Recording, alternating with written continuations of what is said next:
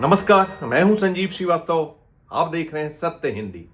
मित्रों, मध्य प्रदेश के एक प्रमोटी आईएएस अफसर के बिगड़े बोल ने राज्य की सरकार की मुसीबत करा दी है।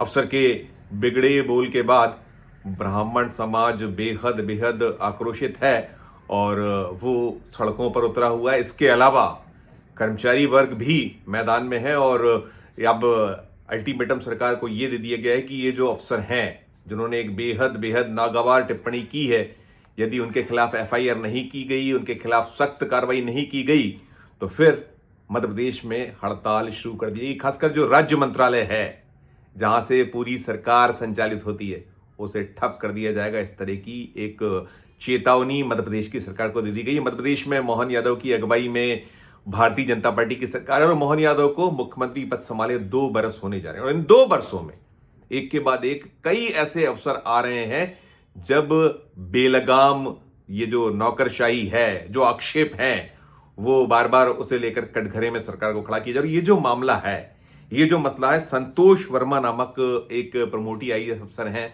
और ये अनुसूचित जाति, अनुसूचित जनजाति, ये जो इस वर्ग से जुड़ा एक संगठन है मध्य प्रदेश का, अजाक्स, उसके अभी हाल ही में पदाधिकारी बने और पदाधिकारी बनने के बाद इन्होंने बीते रविवार को पदभार संभाला और एक भव्य आयोजन हुआ। तो भव्य आयोजन में इन्होंने जो भाषण दिया और उस भाषण के कुछ अंश जब वायरल हुए तो फिर मध्य प्रदेश में बवाल मच गया और उसके बाद ये बवाल थमने का नाम नहीं ले रहा और अब आलम यह हुआ है कि राज्य की सरकार ने इन अफसर को कारण बताओ नोटिस इशू किया और 7 दिन में इनसे जवाब मांगा है। मसला कुछ यूं है कि जब ये अजाक्स का जो प्रांतीय अधिवेशन था और ये इसमें चुने जाने के बाद उन्होंने पदभार ग्रहण करते समय जब एक भाषण दिया तो उस भाषण में कुछ ऐसे अंश थे जो ब्राह्मण समाज को अपमानित करने वाले माने जा रहे हैं। दरअसल जो अंश हैं, खासकर जो मध्य प्रदेश की सरकार ने नोटिस इशू किया, उस नोटिस में भी उसका उल्लेख है और उसके अंश कुछ इस तरीके से हैं कि ये जो आरक्षण है तब तक मिलना चाहिए जब तक मेरे बेटे को कोई ब्राह्मण अपनी बेटी दान में नहीं देता या उससे संबंध नहीं बना लेता है। ये बड़ा ऐसा जो एक इनका उस वक्तव्य का अंश है जिसके बाद से ब्राह्मण समाज कुपित है, संत जो समाज है वो कुपित है, या जो हिंदू संगठन है, जो सनातनी है, पैरोकार हैं, इस झंडा बरदार है हिंदुत्व के, वो भी सड़कों पर उतरे और जो उनके खिलाफ आंदोलन प्रदर्शन अलग अलग चल रहा है। और जो इसमें एक सजाक्स है, उसके जो एक रिटायर्ड आईएएस अफसर हैं, वो क्या कुछ कह रहे हैं, सुनिए आप। अजाक्स के नए चुने गए अध्यक्ष संतोष वर्मा आईएएस अधिकारी का यह कहना कि आर्थिक आधार पर आरक्षण तब तक नहीं होना चाहिए जब तक कि उसकी बेटी को कोई ब्राह्मण बेटी दान में न दे दे या वो उससे संबंध न बना ले।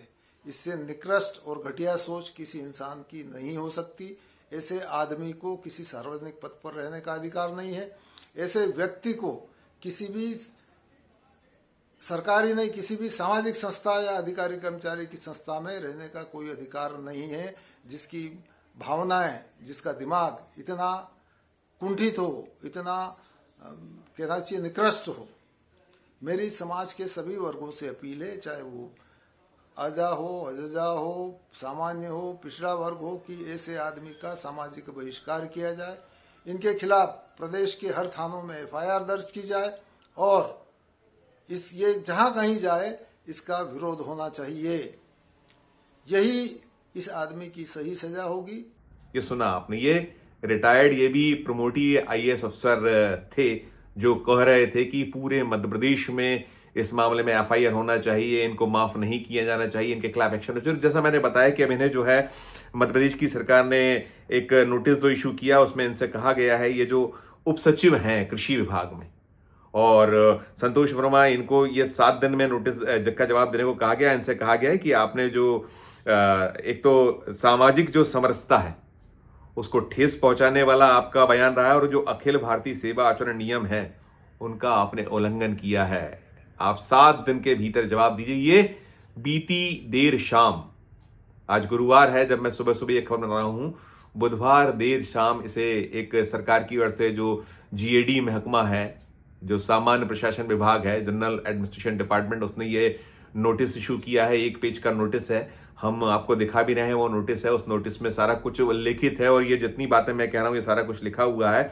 और केवल ये यहीं तक मामला सीमित नहीं है। जो संतोष वर्मा है, इन्हें लेकर विवाद पहले भी रहे हैं, कई तरह के इन पे आक्षेप हैं, आरोप हैं। इन पे आरोप ये भी है कि इन्होंने अपने प्रमोशन के लिए कोई जो इनके प्रमोशन जुड़े दस्तावेज थे वो दस्तावेजों में हेरफेर किया, किसी जज के हस्ताक्षर कर लिए, ये भी इन पे आक्षेप हैं। वो पूरा का पूरा मामला अपनी जगह था, ये जेल भी गए हैं, जेल रह कर आ चुके हैं। और इन सब के बाद यदि ये सेवा में बने हुए हैं, इनके खिलाफ कोई कार्रवाई नहीं हुई है, तो बहुत कुछ सवाल खड़े हो रहे हैं। अब ये जरूर कहा जा रहा है, अब जब ये मसला, ये मामला, चूंकि वो जो कह रही है सरकार की ये सामाजिक समरसता को ठेस पहुंचाने वाला मामला, और निश्चित तौर पर यहाँ जो ब्राह्मण समुदाय है, समाज है, वो सड़कों पर है, मैदान में है, एक मोर्चा खोला हुआ है, कर्मचारी संगठन अलग आंदोलन प्रदर्शन कर रहे हैं, उसके बारे में मैं आपको बताता हूं। लेकिन जो इसमें कहीं ये है कि जो दलित वर्सेस ब्राह्मण, ओबीसी जो है वर्ग है वो पर वर्सेस ब्राह्मण, और जो कहीं जो अनुसूचित जाति, अनुसूचित जनजाति के लोग हैं उनके वर्सेस ब्राह्मण, इस तरीके के दृश्य उत्पन्न हुआ और सरकार के लिए बहुत मुसीबत का सबब बन गया है पूरा मामला। फजीयत हो रही है। मध्य प्रदेश के मुख्यमंत्री मोहन यादव वैसे ही बहुत सारे संकटों में, वो एक उसकी लंबी फहरिस्त है, 2 बरस उनको होने वाले हैं, 2 बरस में बहुत सारा है। उनके पास 1 दर्जन से ज्यादा डिपार्टमेंट्स हैं और बहुत प्रमुख महकमे हैं, चाहे वो गृह हो, सामान्य प्रशासन हो, खनन हो, खनिज विभाग है, ऐसे अनेक अहम विभाग है और उनसे जुड़े कई मामले मसले लगातार सुर्खियां बने हुए हैं। खासकर जो लॉ एंड ऑर्डर की बात करते हैं, लॉ एंड ऑर्डर के मोर्चे पर एक अलग कहीं उनके समक्ष दिक्कतें भी हाल ही में कुछ इसी सप्ताह में एक मसला हुआ था, रायसेन जिले में हुआ है। रायसेन जिले में एक 6 बरस की एक अबोध बच्ची थी, उसके साथ में वहां एक दुष्कर्म का मामला हुआ था।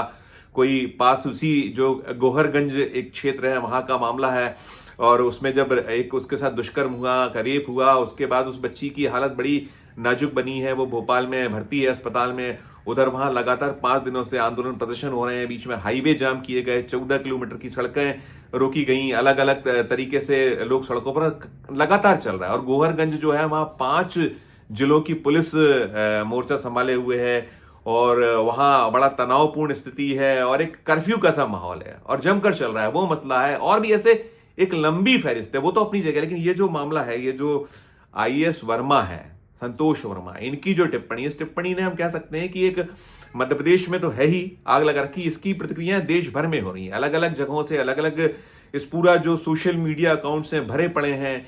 इसमें सवाल खड़े हो रहे हैं कि कैसी ये मध्य प्रदेश की सरकार है, केंद्र में जो मोदी जी की अगुवाई वाली सरकार है, बातें वो समरसता की जाती हैं और सबको साथ लेके चलने की बात होती है, लेकिन हिंदू समाज के भीतर इस तरह का एक कहीं बिखराव, कहीं उनके आपस में द्वंद्व, लड़ाई झगड़े, ये सारा कुछ हो रहा है। तो उसमें ये दूसरा इंजन है मध्य प्रदेश में।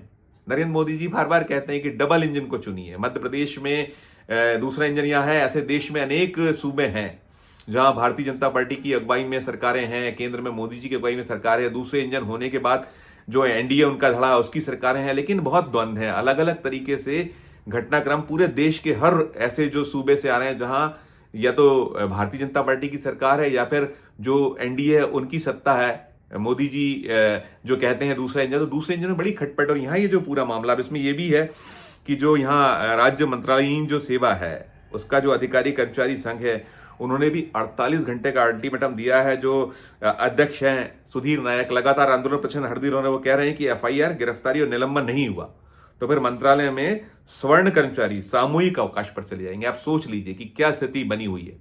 वो सरकार को ठप करने की स्थिति में, मैंने जैसे कहा कि जो राज्य मंत्रालय यहीं से पूरी सरकार चलती है, मध्य प्रदेश चलता है। इसके अलावा और भी अलग अलग कुछ जो कर्मचारी मोर्चे हैं वो सड़कों पर हैं। इसके अलावा जैसे मैंने बताया कि जो हार्डकोर हिंदुत्व के जो झंडा बरदार पैरोकार हैं, एक बाइट उनकी भी सुनिएगा, आप देखिएगा कि वो क्या कुछ कह रहे हैं। यहाँ जो संस्कृति बचाओ मंच है, उसके मध्य प्रदेश के जो अगुआ हैं, जो उस पूरे इस धड़े को संचालित करते हैं, वो क्या कह रहे हैं, उनको भी सुनिए आप। आईएएस बनने लायक नहीं है वो। बहन बेटियां हमारे यहाँ सम्मानजनक होती हैं, उनका हम सम्मान करते हैं। और इस प्रकार का आईएएस होकर, जो कि खुद लिविंग रिलेशनशिप में रहा, खुद जेल होके आया है 6 महीने तक, ऐसे व्यक्ति जो खुद चरित्रहीन है, वो दूसरे चरित्रों की बात करेगा। ब्राह्मण बेटियों तेरे लड़के से हम ब्याहेंगे, शर्म करो। ये आपने सुना, ये चंद्रशेखर तिवारी हैं और ये ईंट से ईंट बजाने की बात करें और कितनी गंदी भाषा का उपयोग इन्हें भी करना पड़ा। और कुपित है, एक जो है मर्म है, दर्द है लोगों के मन में कि ये बोल क्या रहा है। उनकी जो भाषा थी, जो इनका जो वो पूरे का पूरा इनकी तरफ से सफाई आई थी कि नहीं, हमारा टोटल जो है करीब 26-27 मिनट का भाषण था, उसमें से कुछ अंशों को तोड़ा गया है, मरोड़ा गया है सब है। लेकिन अब तो मध्य प्रदेश की सरकार ने जो नोटिस इशू किया उसमें ही इनसे पूछा गया है कि ये जो प्रत्येक चीज अखबारों में रिपोर्ट हुई है, मीडिया में आ रही है, इसको लेकर आपका क्या कहना है, आपकी क्या सफाई है। लेकिन कुल मिलाकर ये जो मसला है, मामला है, क्योंकि सरकार के लिए एक तरफ कुआं एक तरफ खाई है, क्योंकि ये एक तरफ अजाक्स जो बड़ा वोट बैंक है, अनुसूचित जाति, अनुसूचित जनजाति से जुड़ा जो ये संगठन है, जिसके ये संतोष शर्मा चुने गए हैं, प्रांतीय अधिवेशन में कर्ता धर्ता चुने गए हैं, और उसके पहले सीनियर आईएएस जो मध्य प्रदेश के जैन कंसोर्टिया, वो इस पूरे उसको संभाले हुए थे, और बहुत कुछ है ये, जैसा मैंने कहा। उधर सजाक्स का आपने सुन लिया जो हीरालाल त्रिवेदी ने बयान दिया, और कुल मिलाकर ये पूरा मसला, जैसा मैं कह रहा था कि मध्य प्रदेश की सरकार के लिए इधर कुआं उधर खाई जैसी स्थिति, क्योंकि जो ये अपर कास्ट है, जो ब्राह्मण समाज है या समुदाय है, ये भी भारतीय जनता पार्टी का एक बड़ा वोट बैंक के तौर पर देखा माना जाता है, और इस पर बड़ा आश्रित है बीजेपी। उसे मालूम है कि कहा भी जाता था कि बनियों और बामनों की पार्टी है, लेकिन वक्त के साथ में कुछ जो हिस्सेदारी प्राप्त करने में बीजेपी सफल हुई है, तो उसमें अब है कि वहां करती है तो मुश्किल, यहां करती है तो मुश्किल, यहां नहीं करती है तो मुश्किल, वहां नहीं करती है तो मुश्किल, ऐसे हालात हैं। और कुल मिलाकर ये पूरा मसला, पूरा मामला मध्य प्रदेश की सरकार, मध्य प्रदेश में भारतीय जनता पार्टी संगठन और साथ साथ केंद्र के लिए भी दिक्कत का सबब बना हुआ है। जैसा मैंने कहा, रविवार को ये सारा का सारा घटनाक्रम हुआ था, जब ये संतोष शर्मा ने उस भाषण में टिप्पणी, जो बहुत ही नागवार टिप्पणी है, वो की थी। और अब बुधवार देर शाम, यानी कि 72 घंटे से ज्यादा का समय लगा सरकार को इस उधेड़ मन में सोच समझ में कि आखिर किया क्या जाए। अब नोटिस दिया गया है, 7 दिनों में जवाब देना है, और जो वो समुदाय है, समाज है, जो अनुसूचित जाति, अनुसूचित जनजाति वर्ग, वो कह रहा है कि नहीं, ये जो इस तरीके से नहीं उन्होंने कहा था, गलत था, और खुद ने सफाई दी। लेकिन कुल मिलाकर जो वीडियो हैं या जो वायरल हुए हैं, वो एविडेंसेस हैं, हम सत्य हिंदी उसकी पुष्टि तो नहीं करता है, लेकिन कुल मिलाकर वो सारा कुछ, और जो घटनाक्रम, इसके बाद चूंकि सरकार ने नोटिस दिया है, तो लाजमी तौर पर हम आप तक ये खबर पहुंचा, और इससे जुड़ा जो भी आगे अपडेट होगा आप तक हम पहुंचाएंगे। लेकिन कुल जमा अंतिम लाइन वही होगी जो मैंने पहले कहा कि ये मसला, ये मामला मध्य प्रदेश की सरकार, भारतीय जनता पार्टी संगठन, और ना केवल मध्य प्रदेश बल्कि राष्ट्रीय जो इकाई है भारतीय जनता पार्टी की, या केंद्र की जो सत्ता है, मोदी शाह की अगुवाई में जो केंद्र की सरकार है, उसके लिए भी इस मसले पर जवाब देना बेहद बेहद कठिन हो रहा है। जो भी अपडेट होगा हम आप तक पहुंचाएंगे। लेकिन आपकी अपनी क्या राय, हमारे इस वीडियो के कमेंट बॉक्स में आपने टिप्पणी कीजिएगा, और हमारे इस वीडियो को अधिक से अधिक लोगों तक सर्कुलेट भी कीजिए, और हमारे साथ बने रहिए और देखते रहिए सत्य हिंदी। धन्यवाद, नमस्कार।